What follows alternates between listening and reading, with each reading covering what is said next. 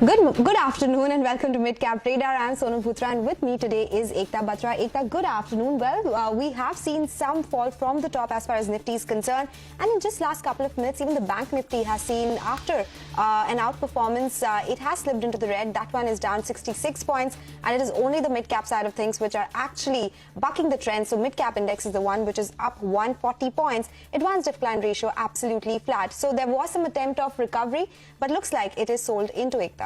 Hi Sonal, yes absolutely, but the mid caps and the small caps seem to be doing better, and that's basically the crux of the show. So let's get to all of the top stories that we're tracking on Midcap Radar. Mid caps outperform larger peers in a choppy session. Nifty nears 17,900 after giving up early gains. Autos, utilities show strength, defensives falter. South Indian Bank rallies on the back of large trade. Shares surge nearly 20% after 1.7% equity changes hand at a price of 10.4 rupees per share.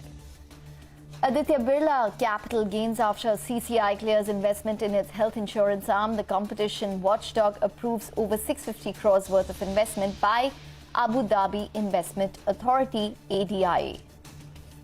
CEAT hits a fresh 52-week high. It's up 20% after upbeat commentary at its investor meet. The company expects near-term volumes to be driven by strong demand in the original equipment segment.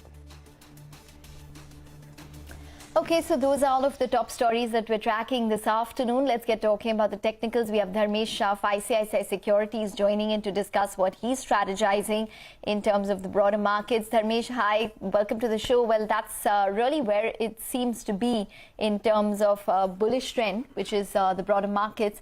So what would your call be on the mid-caps as a whole and specific stocks as well?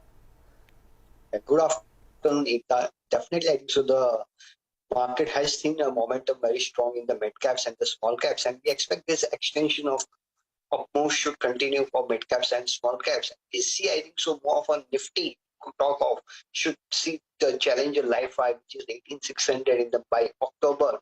Same is with the mid cap and the small caps. We believe, I think so, the way the mid caps and the small caps outperformance should continue going forward.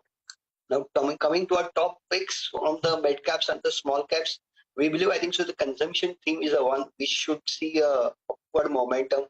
As if you look at the consumer durable index, I think so that has witnessed a breakout from the falling channel of last 8 months of corrective phase. We believe consumption should see a better up move, as also if you see the rainfall has been the good in the consecutive 4th year of a good rainfall, and also the fall in the commodity prices, industrial matters and the Brent crude is something a big catalyst and positive for the consumption as a whole.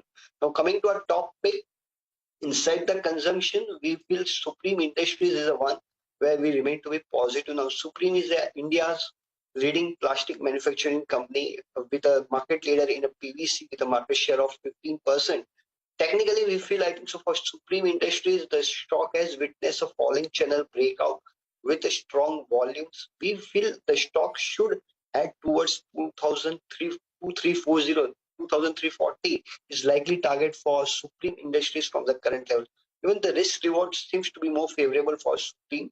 Keeping a stop loss of 1850, we expect Supreme to see the relative outperformance from the current levels. Second, again, stock which we like is the Jamna Auto. Now, Jamna Auto is again part of our auto ancillary as a manufacturer of suspension in CV. Now it's a good CV proxy play, I would say. One is on the bullish on the CV cycle, I think so.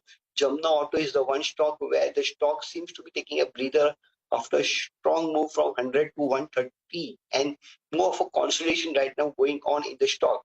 We expect stock to head towards 139 with a stop loss of 104. Now if you look at the Jamna Auto, the stock seems to be taking a support at the 52-week EMA for last 2 years.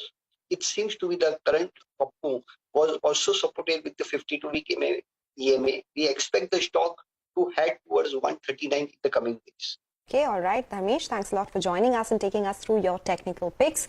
Moving on to our segment Mid-Cap Movers, we have Vivek with us today to take us through the mid-caps that are moving around in trade. Vivek.